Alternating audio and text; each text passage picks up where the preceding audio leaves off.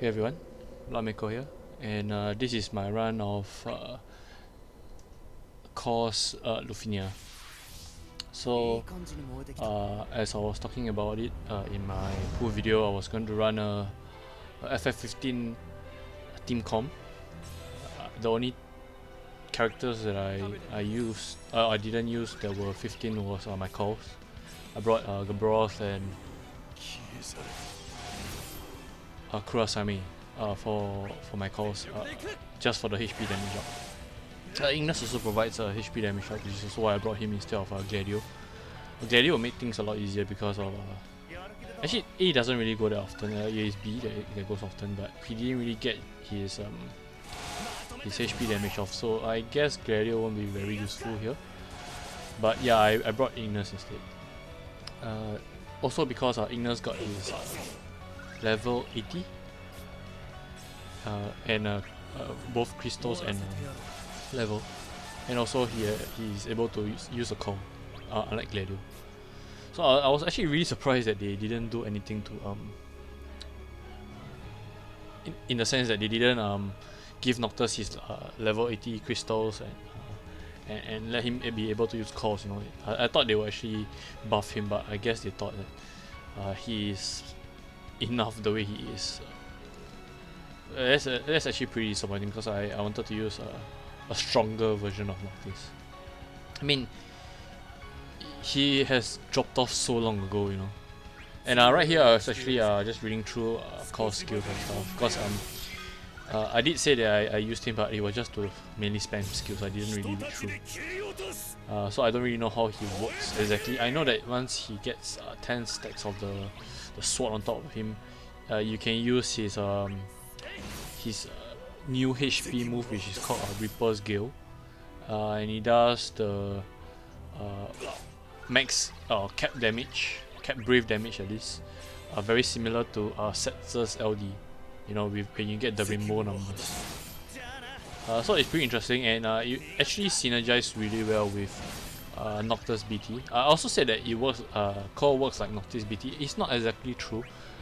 He will perform his additional attack before the enemy takes a turn, before you take a turn. So yeah, that's something unique about his kit, is that he will go before enemy and your own party member, or that particular party member that you choose. Other than that, his S1, there's a follow-up damage after the skill. His S2 also has a follow-up damage, and I believe he also triggers his additional attack before he does his skill. So that's 3 times that he will trigger. It is actually quite sad that it doesn't trigger on instant skills such as Ignis, Regroup, or Quick Recipe. Yeah, I also didn't know that they changed the way the skills, your buff description work. So yeah, that's actually pretty nice. It makes things a lot easier for us to read, you know. But yeah, speaking about his 10 stacks, so once you hit 10 stacks, his HP plus change to Reaper's Gale, and it's an instant skill. So which is why I say it synergizes really well with Noctis Burst. So basically what you want to do is something like a Reaper's Gale. So once you got 10 stacks, Reaper's Gale, you LD with him, which is also an instant skill, and then your HP plus becomes the Reaper's Gale again. So you do the Reaper's Gale again, and then you do another skill. So basically you just get 4 turns in a row, which really works, which is what you want, or rather which is what you hope to be able to do when Noctis Burst is active, because you want Noctis to kind of hang back and not take so many turns with his burst active. So for this run that I did not use my summon, and I did not use my friend call.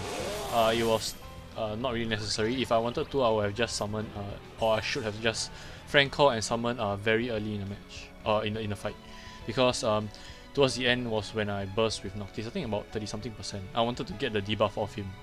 That was one of the mistakes I made with Ignis.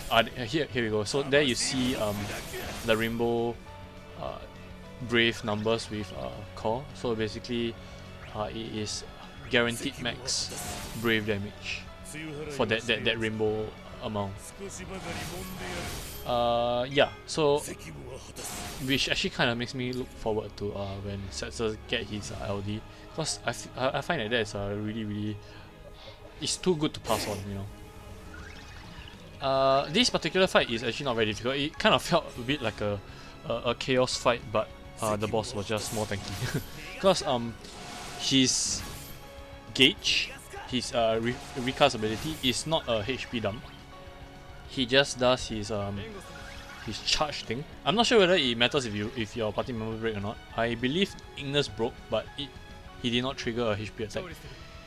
And he just summoned his minion again. So that's just something, you know, you don't have to worry about at least.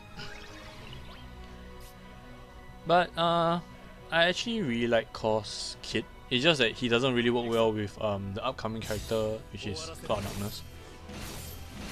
Because you'll see a few times in this fight that because he goes first, he actually breaks the boss or the minion. And for Cloud Darkness, she actually wants to break the character at least. I'm not sure whether they're gonna change that, but I don't think so. So he actually doesn't work well with Cloud Darkness, but everyone else is fine.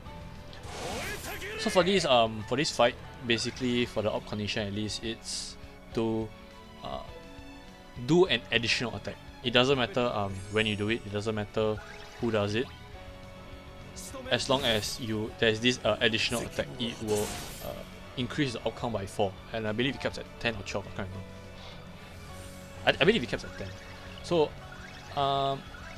there is actually a surprising amount of characters that we can use. So because this boss doesn't really spam HP attack that much, you can also use Vivi. His Embers of Darkness, his LD ability will, or should at least, increase the op count.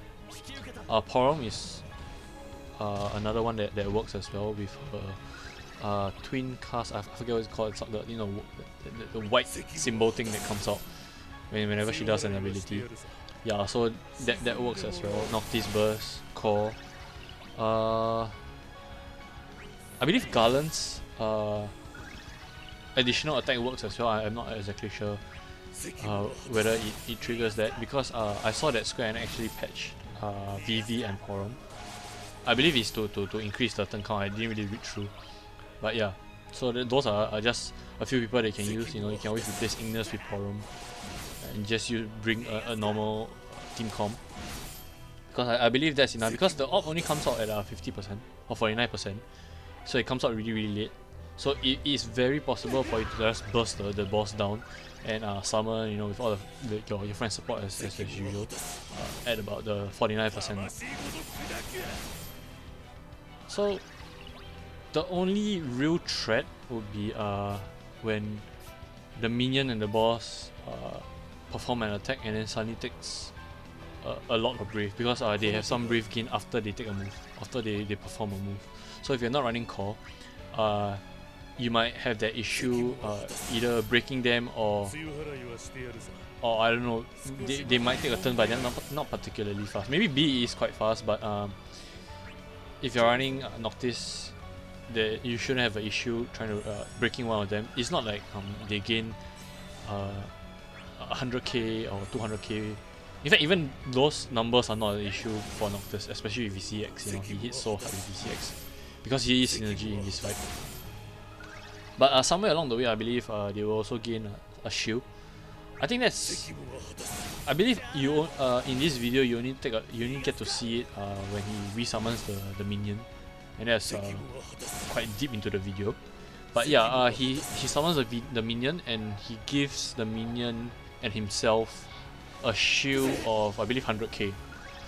And Core actually shows us that 100k is nothing to him. Basically, I thought that was pretty funny, because he goes before he takes a turn when your party member goes again. So basically, the 100k just wipes. I was actually contemplating going to Noctis burst here.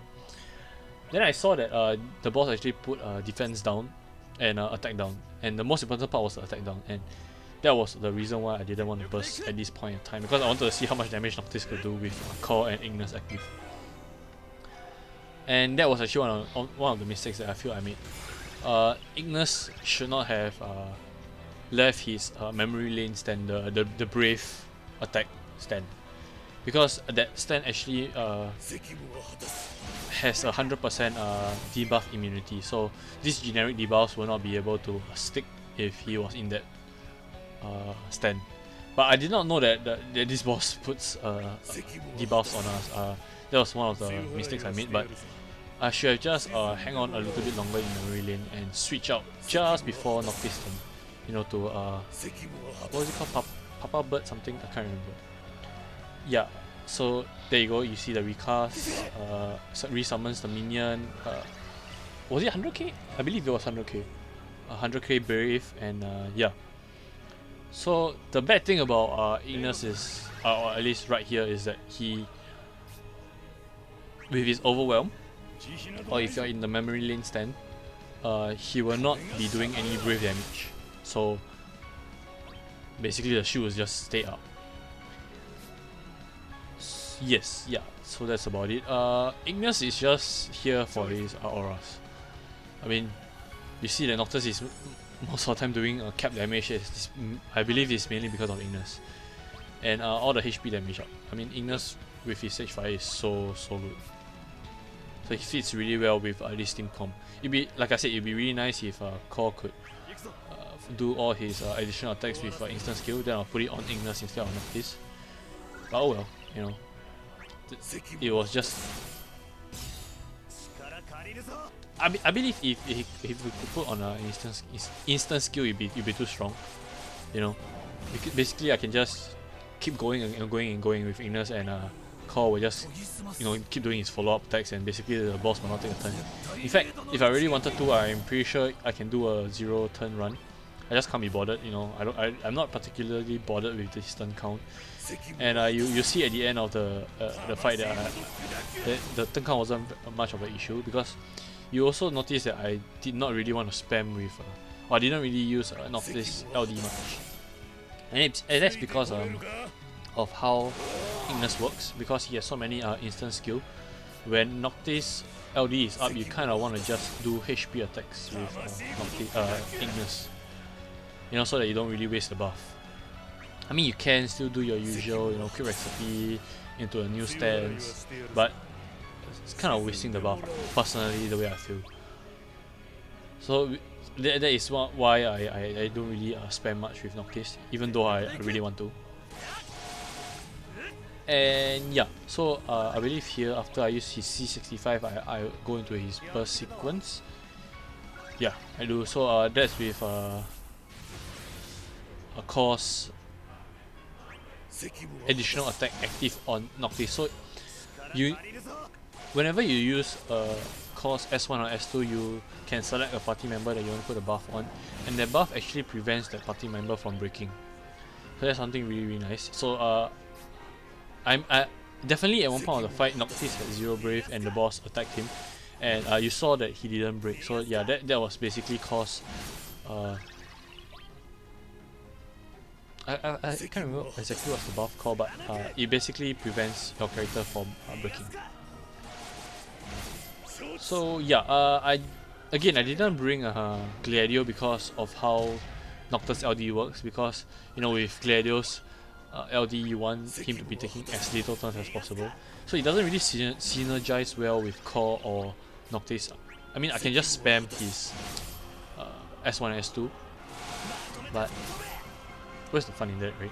So yeah, I decided to bring Core, Ignis instead. I could also brought Prompto, but then I'll face the same issue that I believe he's also level 70 only. He has not got his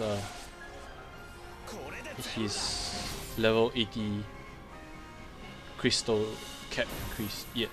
Yeah.